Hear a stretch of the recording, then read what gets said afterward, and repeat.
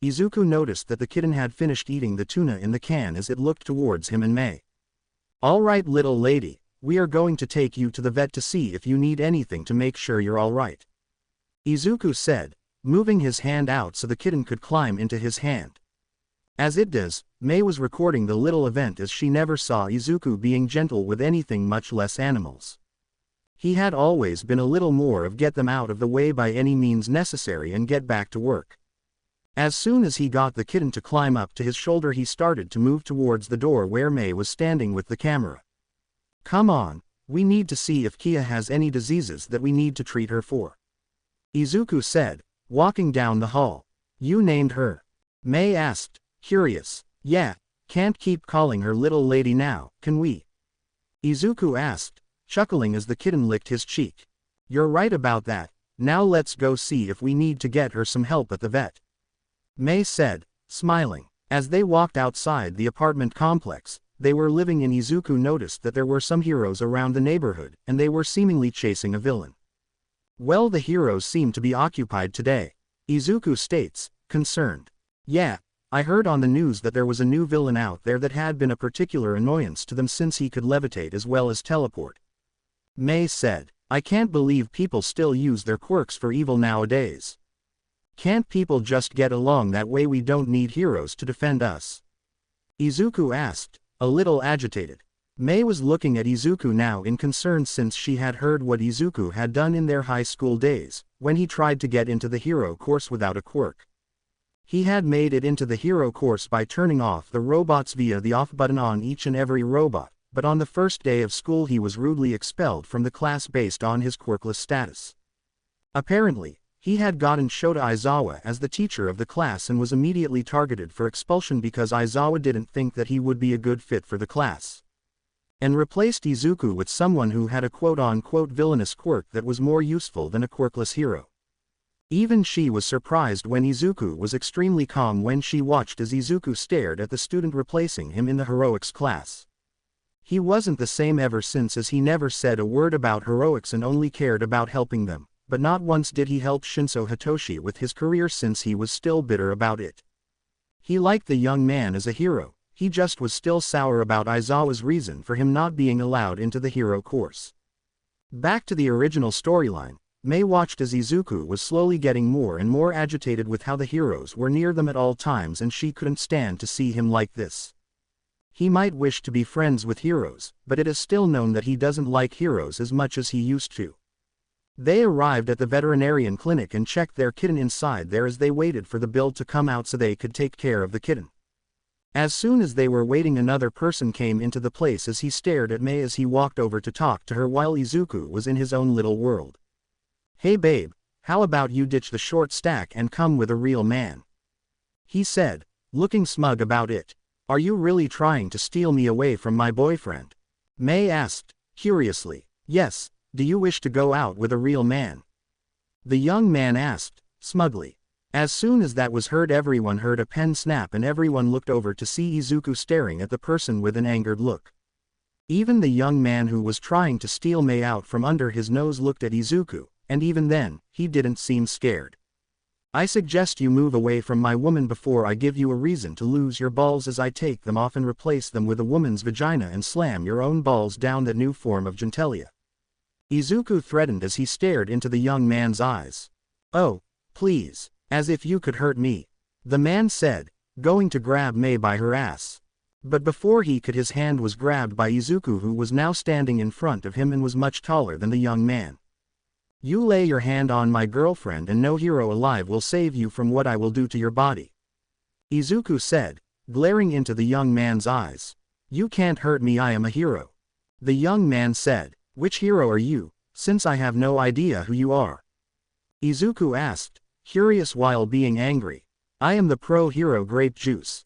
And I am trying to get a girlfriend by taking her from you with my status alone," he said, smugly. "You're going to have to try harder than that to get my girlfriend," Izuku said, staring into the young man's eyes.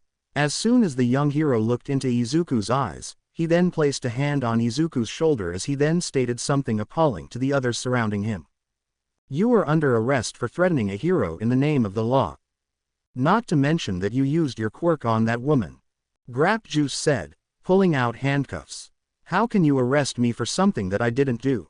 I was defending my girlfriend from you and you were the one who was trying to sexually assault my girlfriend. I was within my right to threaten you, hero. So next time, try and think of another reason to arrest me because I am not going with you.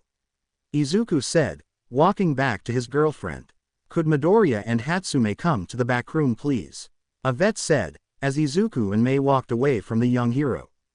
Sorry you all had to hear me like that, Izuku said to the veterinarian. Don't worry, he always comes over and asks some of us out. He always turns everything into trying to have sex with us when we don't do as he says.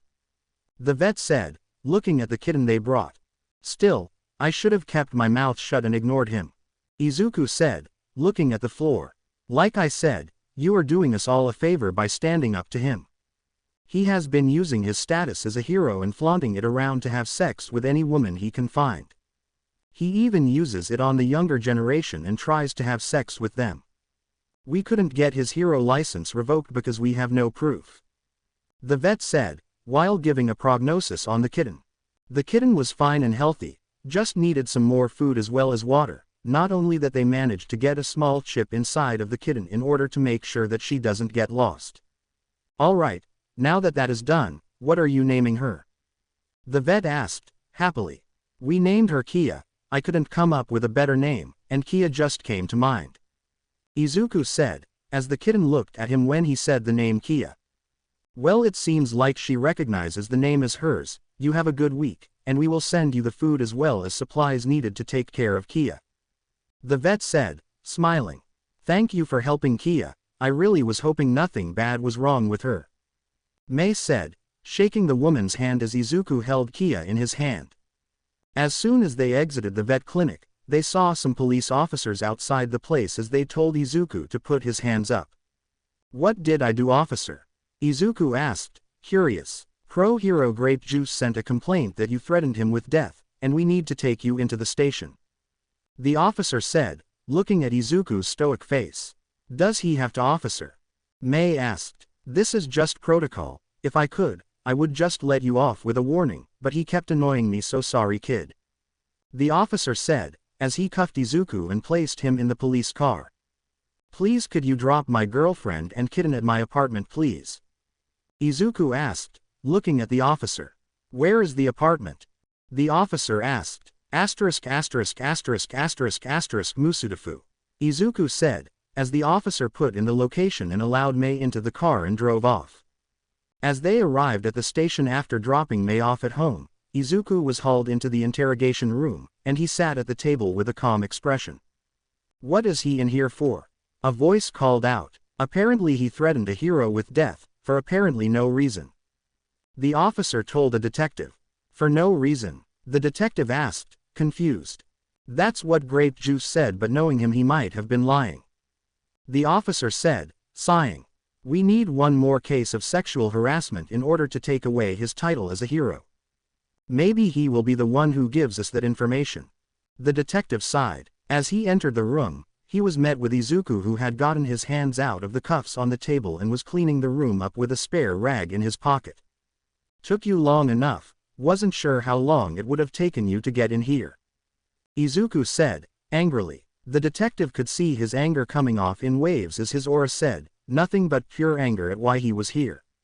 As you name Izuku Midoriya? The detective asked. Yes, I am Izuku Midoriya. I am quirkless and my girlfriend was sexually harassed by the hero Grape Juice. Izuku said, looking at the detective. True, he said, as he wrote it down. Alright, so what can you tell me about what happened at the animal clinic? The detective asked, trying to get more information. I was with my girlfriend going to the vet for the kitten we got off the street. We were going there to get the kitten checked for anything bad in them when he showed up trying to steal Mei from me. He openly admitted to it in front of everyone there. When I told him to back off from her, he tried to grab her ass and claim it as his. That was when I threatened him that I would kill him if he continued. I don't care that he is a hero, his quirk could be used in a variety of ways, but him being a hero to get women is not a good thing. Izuku said, looking at the floor. Alright, anything else I need to know?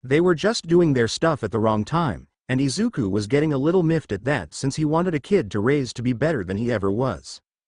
But as he was assisting Mei in making a support item for some students of UA Academy as they were being sponsored by the school enough to warrant them to be able of making support gear for them, the front door opened up and Izuku looked up from his position and noticed the gear on the hero. Immediately scowling, gaining the attention of Mei, she looks around the store and finds Dynamite of the hero team of Pinky and Red Riot had entered their store. "Where is Deku?" Dynamite called out. Izuku came out from behind his cubicle as he stared at Dynamite with a glare that could kill. "What do you want, Katsuki?" Izuku demanded. "I want you to make some support gear for someone special," the man said, staring at Izuku with malice. "What kind of gear?"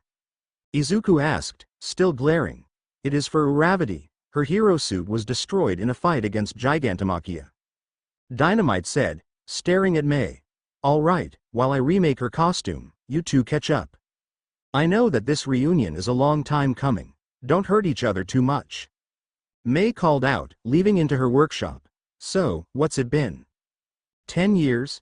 Izuku asked, angrily. "Yeah, but ever since then, I have mellowed out, and I want to say that what I have done in the past was right all along," Katsuki said, waiting for Izuku to get sad by his look on his face. What he didn't expect though was Izuku punching him in the face and sending the man to the ground. "You have no right to come here and say that to me after all these years. Do you know what it's like to be underestimated and called out for cheating? All because I am quirkless," Izuku screamed as the hero got up. Some people noticed how Izuku attacked the pro-hero Dynamite and pulled out their phones. "It wasn't my fault that you got diagnosed quirkless, that was your own damn fault. You gave up on our dream when you were declared quirkless," Katsuki goaded. "That is the only punch I will ever give you. I can't simply give up on my dream to be a hero to at least someone, so I became a hero in my own way. Being a hero to the heroes. I make the items with Mei in order to keep some semblance of my dream alive. Do you want to know what happened to me when I tried to enter the hero course?" Izuku asked, angrily. "What?" Katsuki asked, angrily as well. "I made it to the final round of the sports festival without a quirk. I beat you in a fight, and I was close to defeating the Son of Endeavor. I should have been placed into the hero course from that experience alone, but no. I was kept inside the support course because of something I had zero control over. They kept me there because I was quirkless, Katsuki. I was a shoe-in for the hero course and they rejected me for someone who had an amazing quirk who thought it was villainous. They pushed me aside for someone who was perfect for the course. I'm not petty to go out and tell him that I should have been in the hero course. I was raised to congratulate them on a job well done, not to mention bullied to the point that I don't think that I should be alive anymore," Izuku called out, staring at Katsuki with a glare that made the man tremble a little. "What are you going to do about it then? Are you going to sue me and reveal our past?" Katsuki asked, angrily. "No, I am going to do something worse for you. I will make sure that your popularity goes far down to the point you will lose your license if you step near me ever again," Izuku said, slamming his court papers near Katsuki, who looked at them. "You put a restraining order on me," he yelled, angered. "Yeah, since you can't seem to apologize for all you have done to me. You will never get gear from this place. We will give gear to your allies, but only them. Not you. You are only a fake hero," Izuku said, walking away. "You'll never see me again if you do this. Wouldn't you want our kids to be friends?" Katsuki asked, genuinely concerned. "No, if you raise them, they might bully my kid if I ever get one. I don't want my kid to live the life I had. If they are quirkless I will teach them how to fight as well as get them into the hero course with their intelligence as well as fighting skill," Izuku said, as Mei entered the room again with a box. "Here is your friend's hero suit. Added some things to make it better for her as well as made it a little puffy in order to accommodate for her pregnancy," Mei said, looking at Katsuki. "How do you know that?" Katsuki glared. "I am her friend as well as the one who made her suits when we were in high school," Mei said, looking at the duo. To Izuku an image of when they were inside school and growing up was shown to him as they stared at one another. First it was when they were kids, around the age of 4 years old. Then it moved to when they were in middle school. And finally it showed Izuku and Katsuki in their UA uniforms, but there was a recurring observation.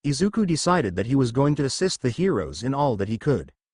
He became a vigilante, as well as a quirk analyst overnight. He had found Eraserhead as he asked the man if he could train him in how to defend himself should his support shop be attacked by villains. It turned out all he had to do was make sure that he didn't use his skills taught to him for villainous actions. And he decided to just tell the man that he only wished to help the heroes from the sidelines his entire life, and now he wanted to be on the rearguard taking out villains in the night. As a vigilante, but made sure that he would be near Eraserhead in order to have the man near should he need assistance. The man told him that he shouldn't become a vigilante if he never tried to become a hero. Izuku straight up told the man that he had tried to enter the hero course when he was in UA during his freshman, junior, and senior years there, and none of the teachers there bar him had even given him a chance, and he was rejected each and every time.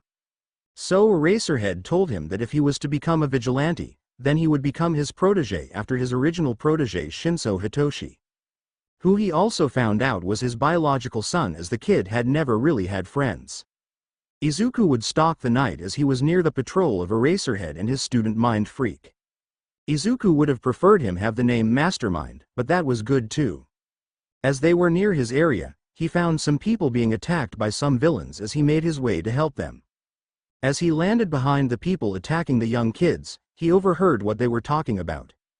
"You girls are going to do nicely in my bedroom tonight," the first man said, as his belly jiggled at his movement. Gross. I don't want to have my first time with you," the girl said, moving backwards. "Don't worry baby, we will take care of you," the second man said, pulling out some rags and chloroform. As soon as Izuku overheard that, he made his move and attacked both men in the swift motion he was taught by Eraserhead. As soon as he took down the first man, his buddy turned around as he prepared to use his quirk to take down the unknown individual. But before he could, he knocked the man on the ground and beat him to unconsciousness. The girls looked at him in fear that he was going to continue where they left off, when he moved closer to them as he looked over their injuries. "Are you young ladies all right?" Izuku asked, concerned. "Who are you?" one of the girls asked, bravely. "My name is Tutemhamon, the new vigilante coming around the night.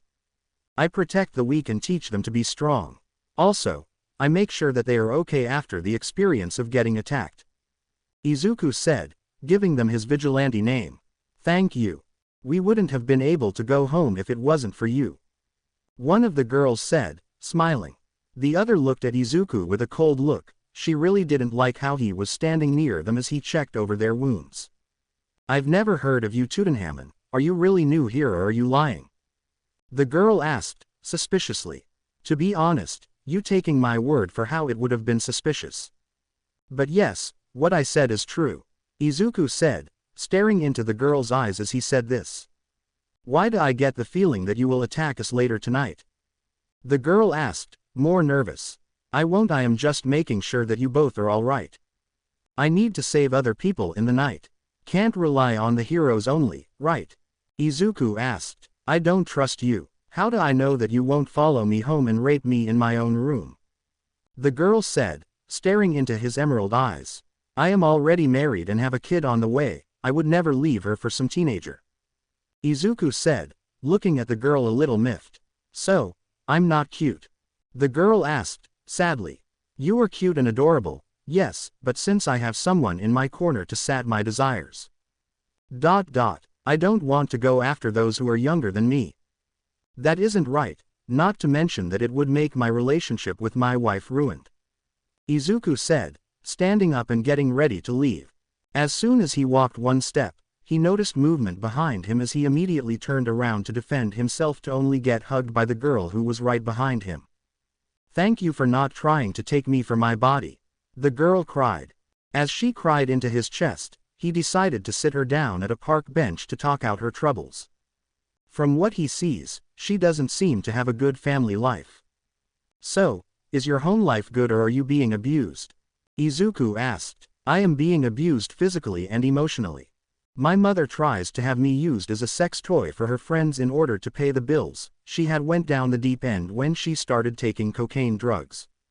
She just kept using me to sat the desires of those horrible men. I just don't know what happened to my mother. Why does she not love me anymore?" Quote. The girl cried onto his shoulder. Izuku placed his hand on her shoulder as he pulled her into his arms as she used his chest to empty her tears onto him. "You've had that on your mind for a while now, huh?" Izuku asked. "Yes, I don't hate my mother, I just don't know why she doesn't love me anymore. She just leaves me for her stupid friends to fuck senseless," she said, sadly. "Well, I will give you an address to go to in order to search for help. There is a friend of mine at this support item shop just down the road from here. He is a survivor of abuse like you and he might be capable of getting you out of that home and into one that you would love to be in," Izuku said, looking at her eyes. "What's his name?" the girl asked, wiping her tears. "Izuku Midoriya," Izuku said, as the girl recognized the name. "Izuku Midoriya? ? I am his biggest fan. He started the evolution of heroes and sparked the new age of inventions," the girl said, fangirling.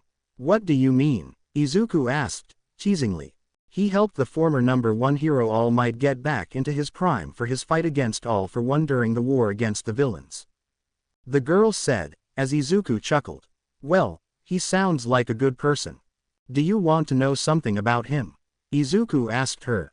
"What? Did he secretly want to do something else?" the girl asked. "Yes, he for his entire life wanted to be something that society had told him that he could never be while he lacked something important," Izuku said, staring into the girl's eyes. "What did he wish to be? I don't remember anything that he couldn't have that stopped him from doing anything else." The girl mumbled similarly to him. "He was quirkless, and he spouted out dreams of being a hero. And he tried over and over again in order to become one. He tried in the sports festival as well, but the teachers didn't allow it to happen because of the fact that he was quirkless," Izuku told her. "How do you know so much about him? It was like you were there with him," the girl asked, looking into his eyes. "Because," Izuku paused, taking off his hood. "I am Tutankhamun," Izuku said, as the girl looked at him in awe. Why you're Izuku Midoriya. I can't believe I'm meeting my idol," the girl said, smiling like a little kid. "Nice to meet you. Name's Izuku Midoriya, the quirkless wonder kid, as well as the quirkless inventor. Also, a vigilante in his off time," Izuku said, introducing himself. "My name is Isha Tadorogan. I can't believe that you're actually talking to me," the now named Isha said, pulling out something from her bag. "Can I ask you a question, if you don't mind?" Isha asked, curiously. "What is it? I know that from your quirk it seems you have a mutation quirk, correct?" Izuku asked, curious. "Yep," the girl said, her ears now shone as they were moving up and down as her tails showed up as well, swishing back and forth. "I wanted to know that. What would you think if a mutation quirked individual became a hero? Would you support them?" Isha asked, looking into his eyes. "I support almost all heroes, but if you have the heart of a true hero, one who would sacrifice their life for others and save the people first, then I will support your dream. But if you are in it for your own gain, then I am sorry to say that I will not support you, but I will make your hero suit," Izuku said, bluntly. "All my life I have wanted to become a hero. My mother told me that being born with a mutation quirk stopped my chances of being one. Everyone in my school bullies me because of it. They are more terrified of me losing control of my own quirk than they are of knowing that I've had it under control for my entire life. Could I become a hero if I save everyone that I can within my reach?" Isha asked. "Since you wish to save people instead of fighting villains and earning money in order to support yourself. I can say without a doubt, you too can become a hero, Isha Tadorogan," Izuku said, staring into her eyes. "See, can I get my hero suit made by you?" Isha asked. "Yes, I already have made one for one of the students who graduated from that school," Izuku said, staring off into the distance. "Who was it?" Isha asked. Izuku pulled out his hero notebook and showed her the hero that he had made notes on, and Isha was surprised that it was the number 50 hero of Japan, Water Hose. "That's Water Hose. How does he know you?" Isha asked. "He came to me on a bad day, about 4.5 years ago, asking what you did. I made his suit as well as made some items to support him. But overall, he has used my items to save lives instead of hurting others. I will do the same with you, so you better keep your promise of saving others first before hurting them." Izuku said, looking at the girl now with conviction. I will do my best. I will make you proud, Izuku-sama. Isha called out. Go home and meet me tomorrow at me and my wife's shop. I will make you some breakfast as well as teach you some self-defense techniques. Izuku said, standing up. As Izuku watched the girl leave the park, he left the area in order to not be found by any heroes in the area. As he left, he failed to notice the portal appearing where he was last standing. Tutankhamun, the newest vigilante to grace our streets. I hope that you provide me with a lot of amusement. A scratchy voice called out as he came out of the portal. Revealing white scraggly hair with a red cape, and ruby red eyes that could look into the soul. He then looked on towards the retreating form of Tutankhamun, as he laughed crazy-like as he went back into the portal. Izuku was walking to work one day as he had been thinking about what he had done to his childhood friend Bakugo. He hadn't even tried to stop him from placing the restraining order on him, nor had he even had any kind of backlash from his fans for doing so. They all assumed that Bakugo just didn't go to him in general since the other heroes are going to him. He was their main goal in life to surpass, since he had shown people that not all heroes are in teams, as he had the most arrests under his belt since he exited UA's doors. His early time arrests were already closing in on Endeavor's amount during his time of reign on the leaderboards of heroism. Izuku entered the store as he prepared for his day of getting support items completed as well as shipped out to certain individuals.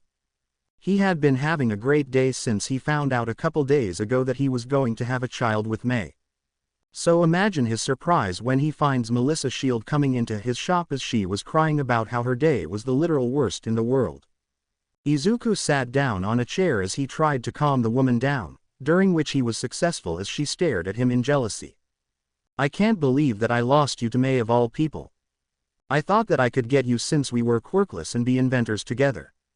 Melissa said, sighing. I know, I felt some things for you when I came to Island with Mei during that time. I just want to let you know that. Just hearing that there was another person out there who was quirkless like me, you have no idea how much that means to me to hear. Izuku said, smiling sadly at her. They had been very close friends since they had been introduced by All Might, and he had been trying to get them together before he was killed by Shigaraki. It was as if it was her mission from that day on to try and seduce him, as he told her no every time. It got worse over the years when he was in a relationship with Mei, as the woman seemingly never noticed how he would always groan whenever the woman was in the conversation. But nowadays she was calmer as well as focused on her job as an inventor extraordinaire, as she was taking on the position of her father since he was arrested for treachery. Izuku calmed the woman down as she started to talk to Izuku about how she had been dating some guy named Dynamite, and he cheated on her with another girl. A heroine going by the name of Kami Utsushimi. A graduate from Shikatsu High School. God damn it. Bakugo. Izuku muttered to himself. Melissa heard the name as she looked at him in confusion. You know him? She asked, incredulous. Yes, he was my bully in middle as well as high school. He never left me alone until I placed a restraining order on him, so that he will finally leave me alone. I don't wish for him to die, just that he leaves me in my life alone. He tried to force me to continue our friendship and force it onto my child. He is so arrogant that he has tried to take my wife from me a few times in my life. Izuku said, looking at her deadpanning. Wow, he really hates you. I never thought that he would treat anyone like me, but it seems like you are treated worse than even I was. How did you stand him for all those years? Melissa asked. I didn't. I tried to get him out of my life, and he just kept coming back and never left me alone. So I just went Mia for him and disappeared and came back here with Mei and created our workshop. Now she works at UA as she works for Iida, as he is now the principal of the school. Izuku said, drinking some fruit punch. How far is Mei into her pregnancy? Melissa asked, curious. She is in her final month of pregnancy. I am so worried about what might happen to her or the baby. I don't know what I would do. Izuku said, as he rubbed the back of his head, sighing. Well, at least you can live your life peacefully, right? Melissa asked. This just in, pro heroes are in a fight against the #1 villain Shigaraki Tamura. A reporter called out from the television that was on in their conversation. Wow, they are not pulling any stops in order to catch him again. Melissa said, incredulously looking at the screen as 15 pro-heroes, heroines are standing in front of the monster. It has been reported that Shigaraki Tamura had been in search of someone important to the hero society that he had been looking to kill. But he settled on some heroes instead. Pro-heroes Lemillion, Sunniator, Dynamite, Flash Freeze, Uravity, Yukio, Mirko, as well as Mindfreak have been seen fighting the monster. The reporter said, watching the fight. The fight was long and hard, even throwing Sunniator as well as Lemillion across the battlefield as they fought the monstrosity. I can't believe that this man still hasn't gone down. He has all of the top 10 heroes here fighting him. One of the reporters called out. Izuku watched as Dynamite had moved backwards as he was collecting some sweat in his palms in order to release a large explosion. He's going to make himself useless. Izuku mutters, catching Melissa's attention. What are you talking about? Melissa asked, before the television finished her question. Take this. Machine gun barrage. Dynamite called out. Izuku watched as the villain tanked the damage as he moved closer to the young hero, and Izuku couldn't help but shake uncontrollably. His bully was about to be attacked from within the smokescreen and there was nothing he could say or do. Dynamite noticed movement from within the smokescreen as he blasted the smoke away only to reveal Shigaraki already closed in on him with his hand outstretched towards his face. Confusion as well as fear was on his face before he pulled up his left arm in order to block the attack before everyone watched as the young hero had his entire left arm blasted away from his body. But in that moment Dynamite had done something else that caught the villain off guard. His hand was placed on the villain's face. Try regenerating this. Howitzer blaster. Dynamite called out. As another smoke screen was shown from the explosion, Izuku and Melissa felt the explosion from there. And as soon as the smoke cleared, they found Dynamite standing over a headless body of the number 1 villain as said villain's hand was placed on his face. I may die from this, but I will take your life. Katsuki Bakugo. The villain's voice called out. The voice was so soft as well as calm, nobody had even thought that the villain was still alive, but Flash Freeze moved closer to the bodies of the two as he burned the body of Shigaraki Tamura as Dynamite's body was completely disintegrated. Izuku watched on in horror as his bully and old friend was killed so fast that he couldn't even think. Melissa was now wishing that she never wished his death on her way over to Izuku's workshop, and all the heroes and heroines were none the wiser about his death. Pro-hero Dynamite was dead, and now Flash Freeze was now the number 2 hero in Japan. Izuku didn't know what to do, so he called the only person he could call. Hello. An old woman's voice called out. Mitsuki-san. I don't know how to tell you this, but Bakugo is dead. Izuku said, staring at the television screen in front of him. What do you mean, my son is dead? Mitsuki asked, concerned. Yes, I watched as Shigaraki Tamura had disintegrated him from the head down on live television. Izuku replied. Mitsuki's cries of anguish could be heard over the phone as she cried in pain. She had been diagnosed with cancer a few years prior as she had been fighting to survive until her son had managed to achieve his dream of being the number 1 hero in Japan. But now that he is dead, she doesn't know what to do. I'm sorry Mitsuki-san, I didn't wish for something like this to happen. Izuku said, as tears were oddly coming out of his eyes. Don't worry Izuku, there is nothing you could do about it. I need to have some time alone. I hope that you can raise your child with Mei right. Don't make the same mistakes as I did with Katsuki. Mitsuki said, preparing to hang up. I won't, I will raise my child better than you or my mother. Izuku said, smiling, tears streaming down his face. He may hate the young hero like none other, but that doesn't mean that he wished death upon someone. In fact, he wouldn't wish that on anyone who was his ally nor enemy. As Izuku hangs up, he called Mei as well as Tenya as they had become close after hearing Ochako had been married to the young man. Izuku moved over to Melissa as she looked at him sadly, and the young man asked her to head home so that he can think to himself. She left without a word as Izuku walked back to his back room of the store as he pulled a book from a shelf as it showed a pole heading down underground. Using the pole to go underground, we find a deep cavern that is covered in technology as Izuku walked amongst it. He had a small smile on his face as he stared off into the void of the cavern. He looked at his supercomputer as he started to look for crime nearby as he wanted to vent his anger out on something.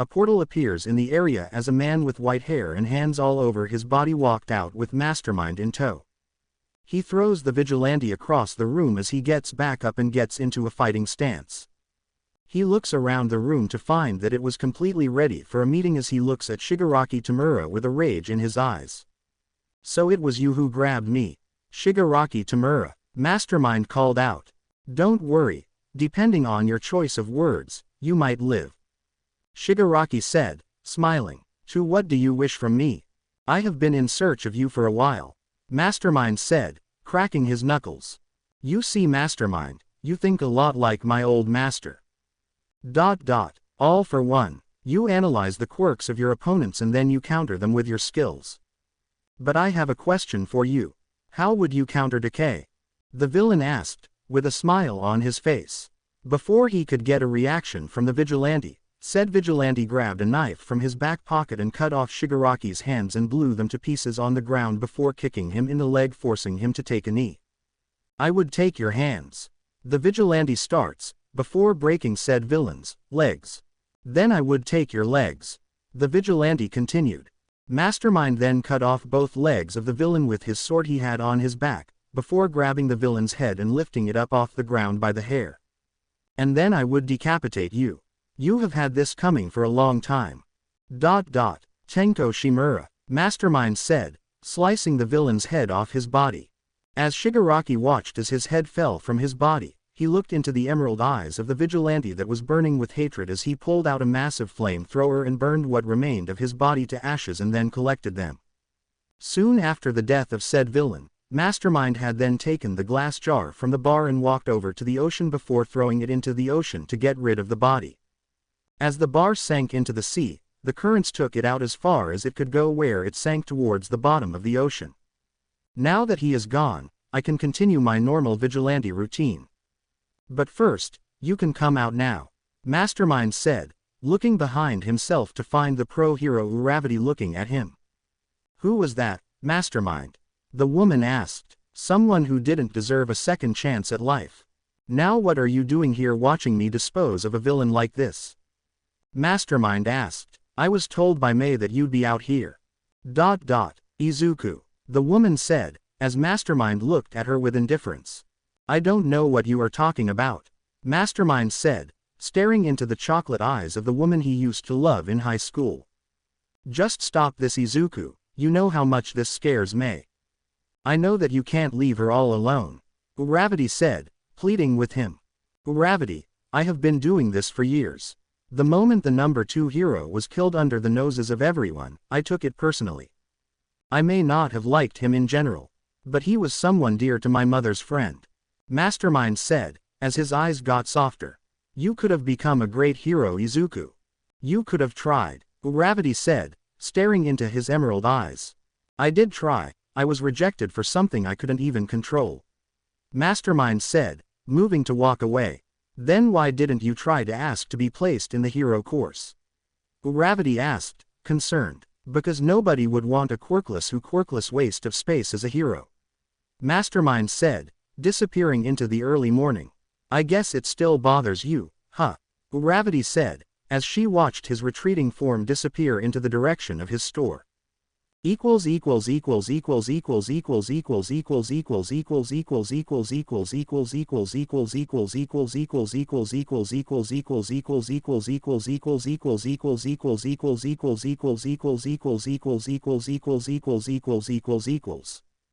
hope you're happy with what you did, Izuku," Mei said, sternly. She couldn't believe that he just went out and killed Shigaraki without telling the heroes about it.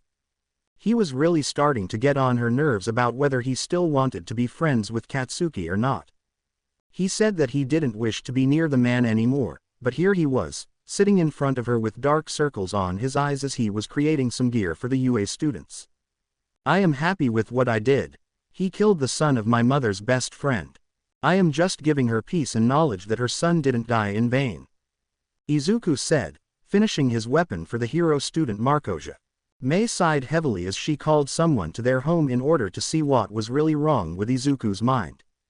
It was starting to get to her with how reckless he was being with his identity of being a vigilante, and she really wanted him to stop it so they could be a family.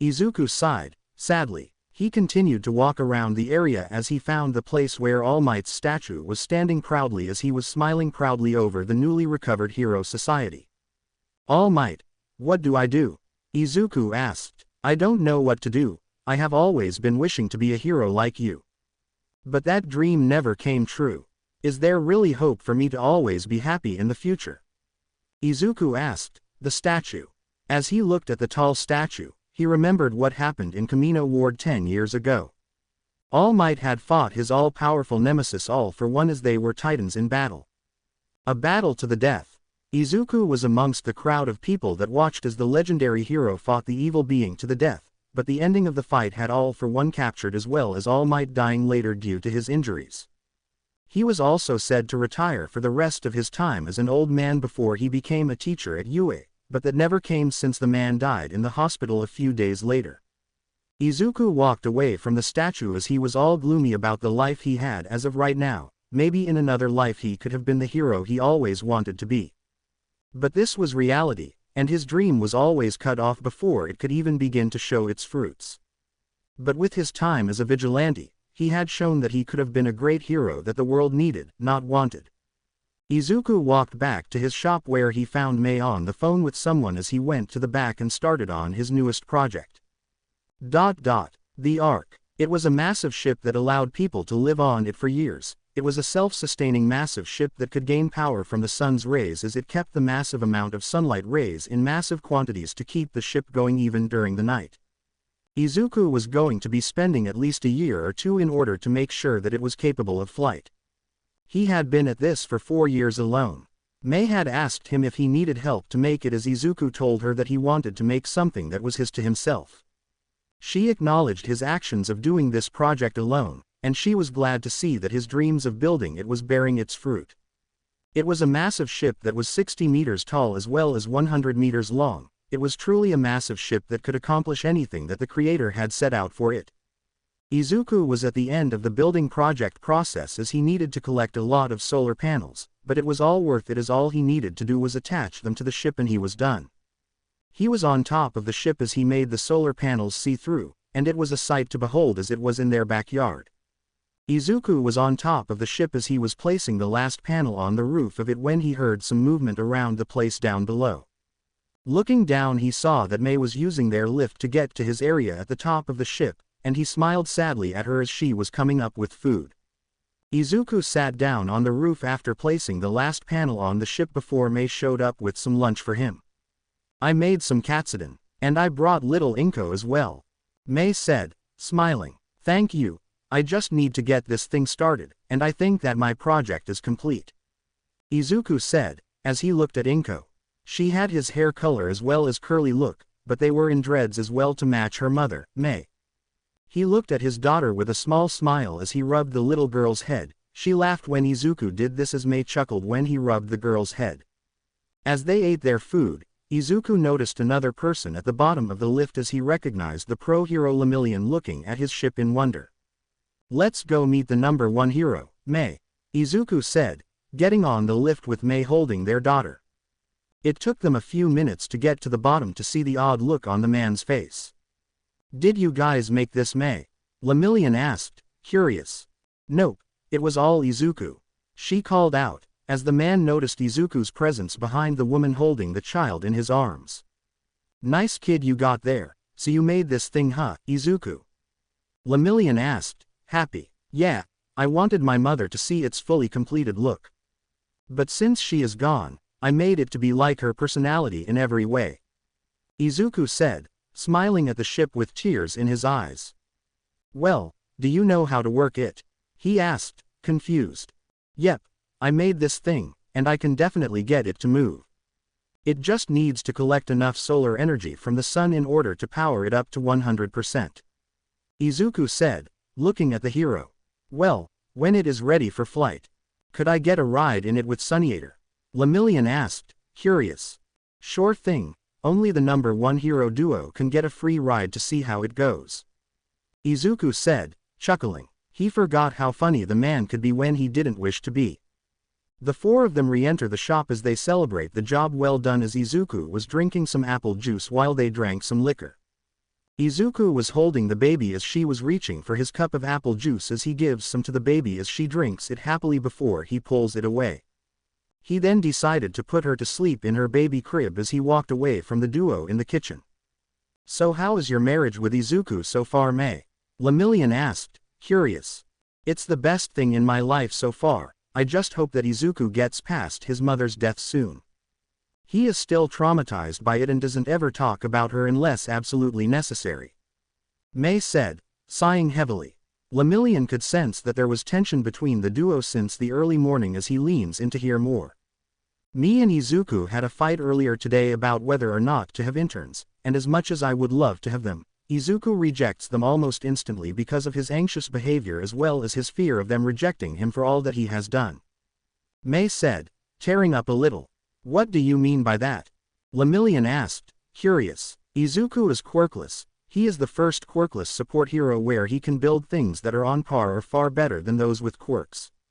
What do you think would happen when he reveals his best project to ever grace the world with his solar-powered arc?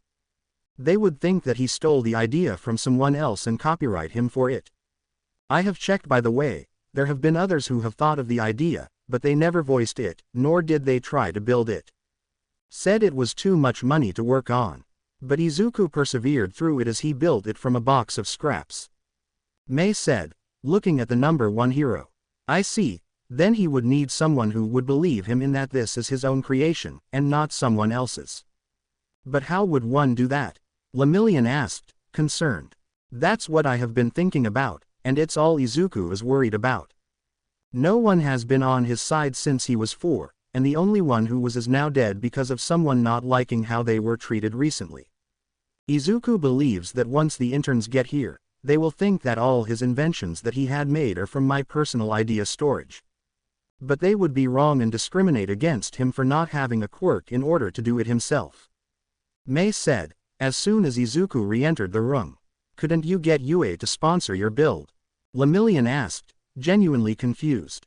"They are some of the quirkiest bastards that Izuku's ever heard of." Lemillion, Mei retorted as Izuku chuckled darkly. "What is wrong? Did something happen during your guys' time there?" Lemillion asked, worried. "I won the sports festival in my 3rd year there. I was 3rd place in my 2nd year. And finally, I made it to the 3rd round of the sports festival in my 1st year and they didn't allow me into the heroics course because I was quirkless. When I got the notification about the fact I could have been placed into one of their classes, they rejected me because of the fact that they thought that I would just get in the way because of my uselessness," Izuku darkly said. "And you want to know the worst part?" Mei asked, the hero.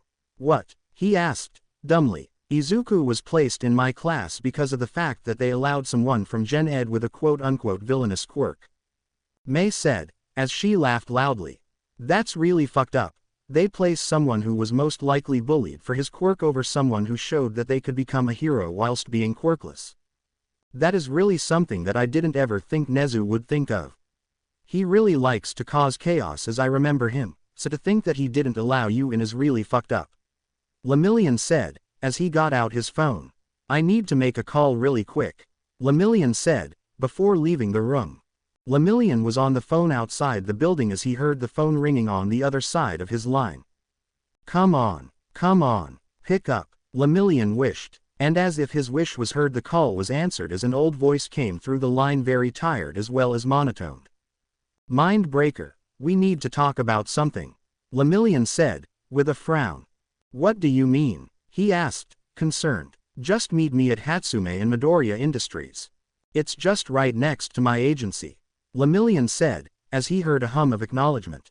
After a few short minutes of waiting for the underground hero, said hero showed up in his hero suit as he looked at the number one hero with a slight glare.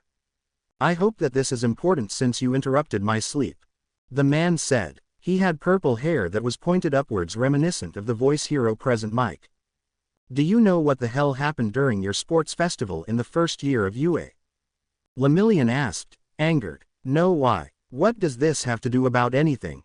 the younger hero asked. "Well, as it turned out, UA isn't the kindest place that we have seen in a long time," Lemillion said, slightly more angered now.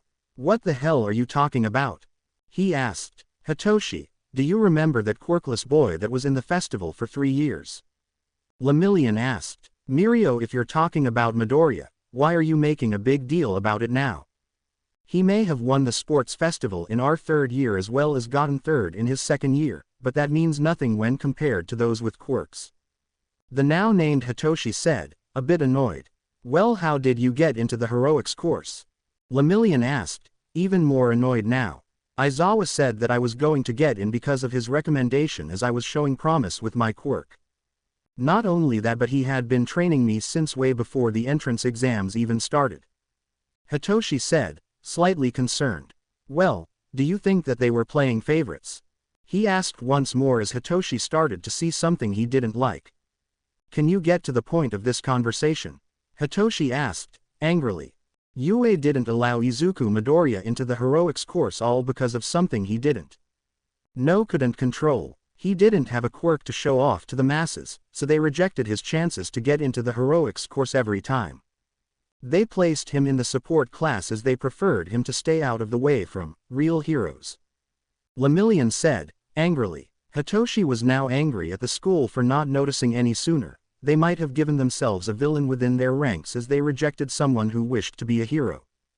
And not only that, but said person they rejected had won the sports festival in his 3rd year, as well as placing 3rd in the previous.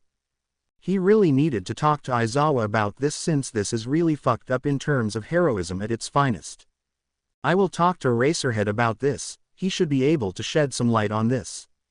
Hitoshi said. As he walked away, Lemillion re-enters the shop as he finds Izuku drinking hard liquor as it seems like he is drinking his sorrows away.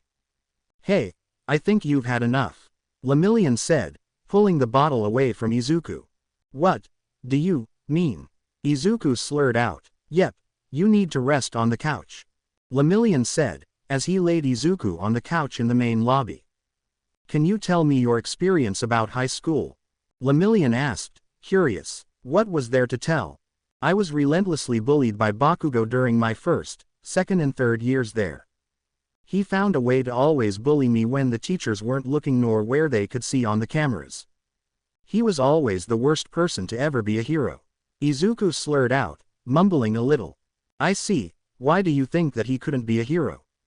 Lemillion asked. Why? He was my bully ever since I was 4, he physically abused me, mentally too. Not to mention what he did to me when I was 12. Izuku mumbles. What did he do? Lemillion said, as he was not liking this at all. When I was 12, he told me to kill myself and that nobody would ever love me. But it was after school where it got really bad. He literally followed me home and when my mother left for work. Quote. Izuku paused as tears started to show up in his eyes. He went into my room. And he literally beat me half to death in there. I was in my own home, where I thought I was safe, and he beat me within an inch of my life all because of one thing. Izuku said, crying now. What did you do to warrant that? Lemillion asked, filing all this down in his phone since it was recording everything. I only saved his life from a sludge villain that had somehow escaped All Might's grasp and attacked him. I used my knowledge of the situation to my advantage as I got him out of the sludge, before I managed to get caught in the sludge as well. He just looked at me while I was slowly losing consciousness and he smiled. It was the scariest moment of my life. All Might came and saved me, but if that wasn't a moment that placed fear into my heart, I don't know what was. It was after that he ran up to me afterward stating that I didn't save him and that he didn't need help. He left me after that, and that was until he arrived at my home. But before that, I had met up with All Might afterward. He had saved me once before Katsuki was held hostage by the same villain. He scolded me for getting in the way of the other heroes as I could have died. This was all in the same day, mind you. I was suicide baited, beaten up outside the school, then attacked by a villain, as well as told that I couldn't be a hero on a rooftop where I could have easily just ended it there. Then he comes back and scolds me about being a hero when he wasn't doing anything at all, and before he even allows me to leave, he asked if I wanted to have his quirk. As it's the essence of a hero, to meddle when you're not supposed to. Hypocrite. He then asked me to be his successor. Izuku ended with an angered look on his face. Let me guess, you said no? Lemillion asked, worried. Yep,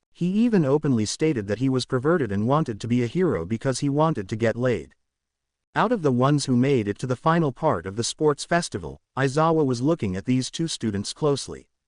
One, Izuku Midoriya and Hitoshi Shinso, had been playing their cards correctly and could become great underground heroes, given the nature of their quirk status. One being quirkless, the first to ever make it into the halls of UA Academy in the lifetime that it had been open. And the other had a so-called villainous quirk that has the ability to take over your mind and leave you in the clutches of the other. Both students had histories in school as being so-called rambunctious, starting fights, as well as discriminated against others based on their files, but Aizawa wasn't one to be fooled.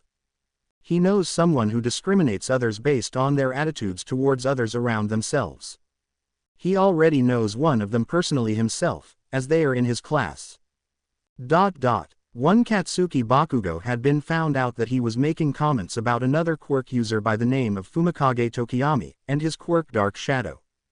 So you have history with this person, huh? Aizawa mumbled to himself. What are you looking at, Shota? A blonde man asked, curious. Just looking at some files on some potential heroes that could enter the underground hero database. Aizawa stated, as he smirked at their potential. What are their names? A woman asked. She was wearing a large suit that covered her very generous chest whilst looking like the buttons were about to break. Their names are Midoriya Izuku and Shinso Hitoshi. They have the potential to become great heroes within the underground, Aizawa said, as one of the names gained the attention of one of their newest co-workers. Midoriya Izuku, a blonde emaciated man asked, concerned. Yes, that is one of my prospects for changing the students out in my class. I can only hope that they get better over time during their tenure in my classroom. Aizawa stated, correcting the files collected in his hands. Don't let that Midoriya kid in the hero course, the man said, as if he didn't want that person to do something bad. What are you talking about, Toshinori? Aizawa asked, angrily. That boy has too much of a hero complex. He will literally place himself between a person and a bullet, and take it before caring about himself. Toshinori said, looking at them with fear. I will have to see about that. If he shows anything about that himself, then I will make sure to beat it out of him. Aizawa said, leaving the room. I can't allow that boy to become a hero. It would throw away what I've told him. Toshinori said, calling up Nezu. All Might, to what do I owe the favor of being called by you of all people?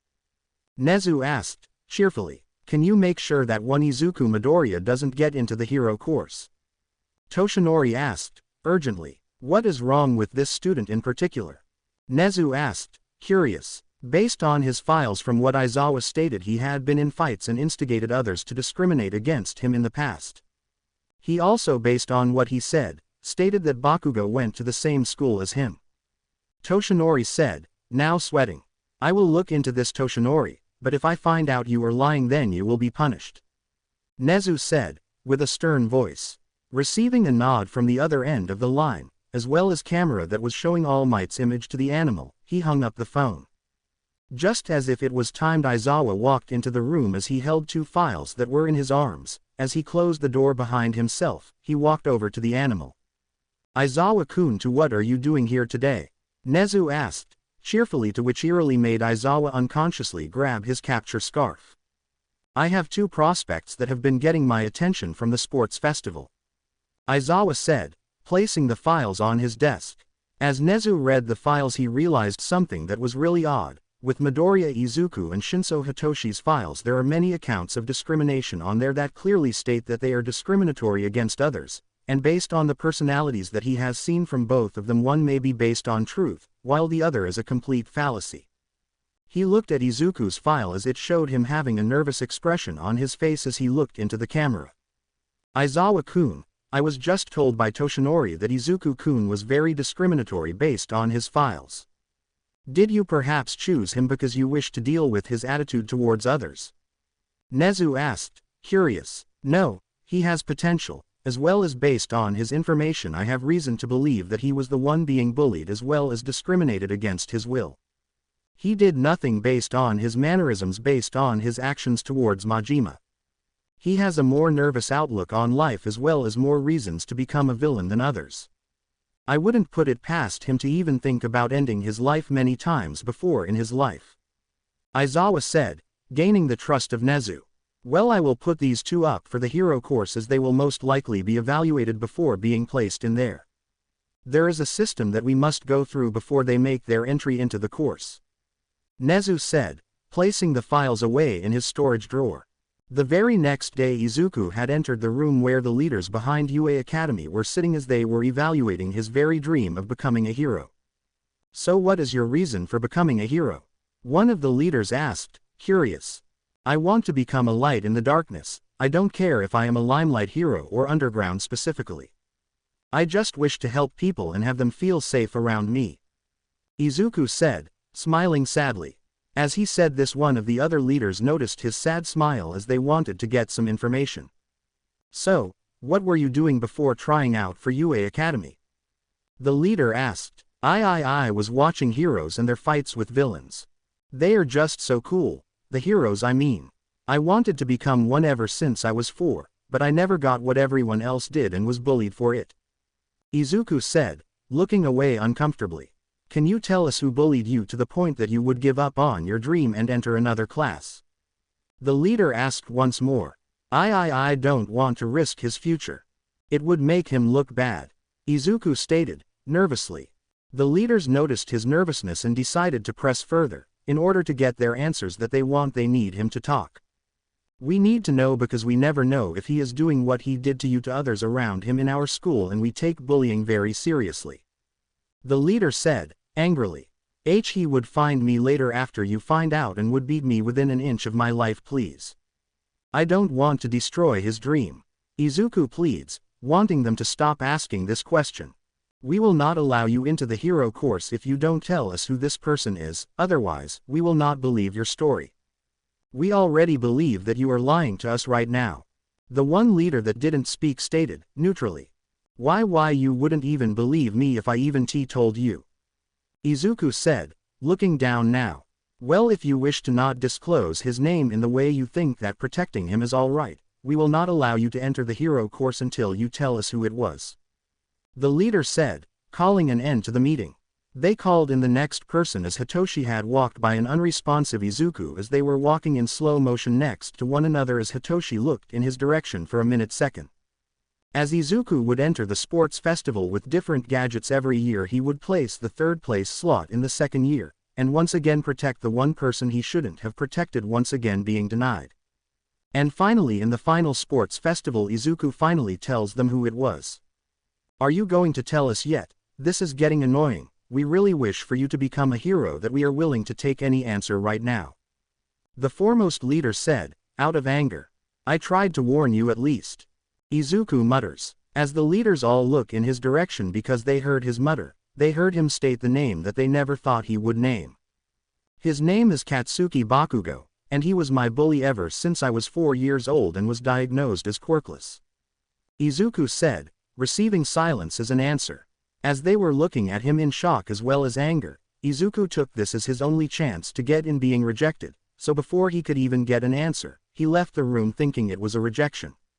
How are we supposed to deal with a situation like this? One of the leading teachers of the school board asked. We need to deal with this the way we are supposed to deal with it. We will expel this Katsuki Bakugo and replace him with Hitoshi Shinso, as well as place Izuku Midoriya inside Class 1B, the leading member of the Teachers' Board of Education said, but was interrupted by someone entering the room. To what do we owe the favor of you entering here, All Might? One of the members asked. Did you accept Midoriya Izuku into one of the heroics classes? He asked, more sweaty than usual. Not yet. We were about to make it official that he would enter Vlad King's classroom as he is the better teacher to help him in terms of fighting quirkless against someone with a powerful quirk. The leading official said, smiling. You can't allow him to enter the heroics classes. He stated, more urgently. Why are you demanding this, All Might? Isn't this being hypocritical about what you tell everyone? They asked, morbidly confused about his decision to allow the quirkless student to not be allowed into the heroics classes. He had been proving that he could be better than most of the class of both classrooms many times over the years, and his self-sacrificial nature would be under complete control by the time he would be graduating. So hearing All Might be so hypocritical right now was not a good thing at the moment. I told him years ago that a quirkless hero would never happen, since it would essentially be sending someone who has no quirk to fall back on to defend themselves against someone who is stronger than them alone without a quirk. I know that this is being quirkist, but he really needs to not be allowed, because I would feel like it was my fault that he dies out there because he became a hero. All Might said, not smiling anymore. From the look on his face, it seemed like he didn't like this decision any more than he did when he said it to their face, but it was out now and there was no going back. Well, if that is what you wish, we will accept your wish. But you will know that these actions will have consequences, correct? They asked, looking at him with an angered gaze. Doc my pay, or not, do whatever you want. Just make sure that he doesn't become a hero. I will deal with the ramifications later, as I will be the only one responsible. All Might said, looking out the window. Back to present. I overheard what the oaf said to the school board, and they allowed it. Now that you know this, how do you feel? I couldn't do a thing, since my opinion doesn't matter, nor does it mean anything to them anymore. When I had heard that Midoriya wasn't allowed into the hero course, I gave up my job to focus on this one. And haven't been the same since. Aizawa said, tears coming out of his eyes. It was really rare to see the man cry, but it was being let out now since he couldn't do anything to save the career of Izuku's dream. That conniving bastard, he basically ended his dream before it could even begin. Hitoshi called out, angrily kicking some gravel off the roof. I know, but when Midoriya heard about it, he was worse than you. He openly stated that if he couldn't become a hero, then how would the school like it if he became a villain? He openly stated that in front of everyone, and most of them actually took it seriously. Why do you think he wishes to be left alone most of the time? He really hates people right now, but once he hears of this, his view of All Might will plummet to non-existence. Aizawa said, getting up. Now that you know, be sure to allow him to know that the hero he all but worshipped in his younger life ruined his chance to ever be a hero. Aizawa said, but just as he was about to leave, they looked to their right and found someone moving about the night. Taking off, they head over to the person jumping from roof to roof as they get the best view they could to see who it was. And they couldn't believe their eyes when they find out that the person they're tailing was Mastermind himself in the flesh, fighting some bad guys out on the street. Mind Freak just couldn't count his luck that he and his old master had to just run into Mastermind at this point as well as time of night. They took off towards the brutal Vigilante in order to stop him from brutalizing more people of the night as they run from roof to roof. Mastermind seemingly notices their presence as he picks up his pace as they are forced to go into a full sprint as he jumps from another building into one that doesn't have an exit unless he goes down. This is where their fight will begin, and they will stop this menace. Mastermind seemingly noticed his problem as he pulled out 2 batons from his holster as they lit up with electricity. I didn't want to do this to you both, but it seems like you aren't giving me a choice. An older voice said, coming from the Vigilante, called out. So he is around the 50s or late 60s in terms of age. Good to know, now we can take him without damaging property. Mind Freak thought to himself. Eraserhead and Mind Freak teamed up as they fought the Vigilante with techniques as well as their quirks. But it just seemed like Mastermind was all around fucking with them as he let himself be taken advantage of with his inexperience with pro heroes. Their fight lasted a while as both parties had become stressed as well as tired from exhaustion, but it seemed like Mastermind had gotten them beat with endurance. As he stood tall as Mind Freak and Eraserhead were slouched and hunched over as they stared at Mastermind. Just then Mastermind went on the offensive as he kicks Eraserhead in the arm, launching the hero away from their area as he looks over at Mind Freak. The duo stared at one another as Mind Freak had noticed something similar about Mastermind's form. It was extremely similar to someone who he knew personally, and it wasn't a good sign, but he needed to make sure that this wasn't him. Are you Izuku Midoriya? Mind Freak asked, as he was greeted with silence. I am not Izuku Midoriya, but at the same time, Mastermind said, taking off his helmet showing off his green locks of hair and some freckles on his face. Mind Freak had then noticed that the eyes of the Vigilante was emerald green, the same ones that belonged to Izuku Midoriya. But at the same time, I am also him. It was nice to meet you, Shinso Hitoshi. But I personally think that our time has run out. Izuku said,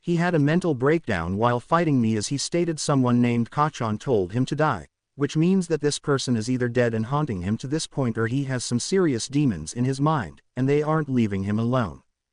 But the worst part was that he slammed his head on the brick wall so hard that he left a dent in his skull. I don't know what happened to him to make him have that mental breakdown, but he was seriously scaring me with how he described his life. It wasn't pretty, Eraserhead said, causing Mind Freak and Tsukauchi to look at him in shock. That is the bad news, huh? What's the good news? Mind Freak asked, concerned. His skull will be capable of being repaired once he gets out of his concussion. But other than that, we are to not arrest him, Tsukauchi. Eraserhead said. Why? He was a vigilante for a few months to a year. He broke some kind of law, right? Tsukauchi asked, incredulously. That's because he can't get in trouble with the law as long as it's self-defense, especially without a quirk. A feminine voice called out. Oh god, it's the explosive beast, run for it. Mind Freak runs off screaming. Well, now that he is gone, I know about the person who made Izuku like this. The woman said, garnering the attention of Tsukauchi. Who fucked up his mind to this extent? It is someone who was actually evil. Tsukauchi asked, sternly. The woman stepped up to them as it was revealed to be Mei Hatsume of Midoriya and Hatsume Industries. The person who fucked up his mind to this point is Katsuki Bakugo, Mei claimed. What are you talking about? He's been dead for at least a couple months. Eraserhead said, a bit angered. Oh, I am not talking about recently. I mean a few months ago he found our shop and basically demanded that our child becomes friends with his daughter in order to make her bully our kid as well. He even stated it to my face. But what he just witnessed, Mei said, pointing towards Eraserhead with emphasis on the witnessed. As Izuku breaking down after a fight we had earlier today. I wanted him to stop being a vigilante because of the fact that his old friend's death got him really hard. Even though he had a restraining order on him, he never really truly hated him. He just wanted him to apologize, and they could start over as friends. Not to mention during his middle school years bullied, mentally abused Izuku all the way until graduation of every school ranging from elementary to now. So yeah, him getting hit with a quirk that recovers most of those nightmares that he has of that man would be most likely brought back to the surface, as he would be in a state of mind similar to how he was when he was in middle school. Katsuki Bakugo told Izuku Midoriya that he should jump off a roof and pray to get a quirk in his next life because of the fact that he hated him. Mei said, breathing in a gulp of air. Since he's dead, there's nothing we can do about him. Eraserhead said, now looking very, very angered as well as regretful. As Tsukauchi looked at Mei, he found that his quirk never told lie, and was constantly saying truth during the whole explanation. That is just wrong. How did he even become a hero in the first place? Quote, he called out angrily, because Izuku never brought it up. He was trying to give his old friend every olive branch he could to put him back on the right path to heroism, but they never really worked. Hell, he tried to kill him in the first sports festival. Mei said, angrily, so that's why he was so adamant about beating him. He was just trying to kill him so he wouldn't have to deal with him anymore. Eraserhead said, angered now. How long until he is awake? Mei asked. It should be a few days before he wakes up. He hurt his head really bad. Not to mention his mental state isn't in the right place. Eraserhead said, looking out the window. I know that he has mental issues, it's just getting harder and harder in keeping him down to talk about them. Just yesterday he had a nightmare that showed that Katsuki had killed his mother. Mei said, looking away. He wouldn't have viable reason to kill her though. Tsukauchi said, confused. Oh, he did, you just didn't realize it. Mei said, entering the room. As they watched the woman walk up to her sleeping husband, they looked at one another before bringing up the case of Inko Midoriya. It's time to put her soul to rest. Mei had left the hospital that Izuku was in. She was really worried about his mental health since he hadn't talked to her since the previous night as well as before he went out on his nightly endeavors. He had hidden the fact that he was feeling this way from her for years, and this would definitely put a strain on their relationship. She didn't like when he didn't tell her things. So when she found out about his deteriorating mental health, she couldn't find out what to do, so she went to the only place where she could figure out what to do. Go to school. She still had students to teach as well as mold for the future. She just wishes that Izuku was there to assist her in that endeavor while she did what she loved most. Inventing. But since she really needed help, she could only find the best person possible to assist her in her plea of needed help. Principal Nezu was the man, bear, dog, mouse being that was smart enough to know how long Izuku had been suffering like this. And she would get to the bottom of this so she can find out what the hell happened to her husband and find a way to help him gain his mentality back. She knows how Izuku is when he isn't mentally strong at the moment. He will do anything to try and feel pain or some semblance of it in order to feel alive. So she needs to do this fast enough so that Izuku doesn't go down the mental gymnastics that is suicidal thoughts. Arriving at the place of work she had for a few months, she entered the school grounds and headed for the school's principal's office. As she entered, she found the principal sitting on his couch reading one of the newspapers that he earned from one of the stands outside of his school. "Ah, Mei Hatsume, to what do I owe the pleasure of speaking to you?" he asked jovially. "Principal, I need your help with something that might be a bit controversial in order to save someone I love," Mei said, looking at the mouse. "Oh, who might need my help?" Nezu asked curiously. "It's Izuku," Mei said, as Nezu immediately frowned. He had heard about Izuku from his past years in the school, and to hear that it was Izuku who was in trouble, he couldn't understand why the young man was in need of any help. "Why do you want me to help you save your husband?" Nezu asked. "He's mentally declining in terms of life expectancy. And I don't want him to continue wishing that he died. He's had a really bad life, and high school only cemented his normal behavior today. Ever since he never got into the hero course when we both were here during our high school years, he hasn't been the smiling happy man I fell in love with ever since. And it only got worse after the death of his high school bully Katsuki Bakugo," Mei said, looking at the creature. "I see. Then what has been done in order to keep him away from those kinds of thoughts?" Nezu asked. "I have literally tried anything to get him to talk to me, but he just doesn't anymore, stating that he doesn't want to burden me with something that isn't worth talking about. When I heard that his mental health was going on the decline, I couldn't understand why he didn't tell me.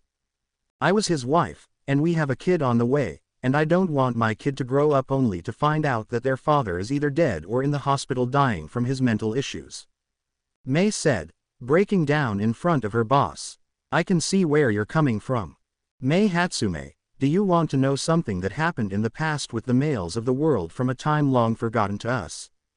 Nezu asked, curiously. "Sure thing, if it will help me understand why he didn't tell me." I will understand," Mei said, sitting down. "Well, the thing about the human psyche is that most people in the past have stated that only women can show their true feelings while the men of the world cannot. It will be seen as a sign of weakness towards others. Even though that kind of thought process isn't good, it has made the reason why most male children nowadays never tell their parents about why they feel bad and either go the route of being an asshole to their family, or just ignore their presence in the first place. I have noticed Izuku's decline in mental health since he was rejected from the heroics course 3 times. I knew that it would only be a matter of time before he eventually snapped and his true feelings would be on show for the whole world to see. But for him to think suicidal thoughts, someone had to have placed those thoughts inside his mind in order to make sure that his mind deteriorates to the point that Izuku is in the hospital," Nezu said, staring into Mei's eyes. He watched as her face went from shock to anger, and back to shock as she seemingly remembered something that happened in the past. "Nezu, what is your policy about bullying in your school?"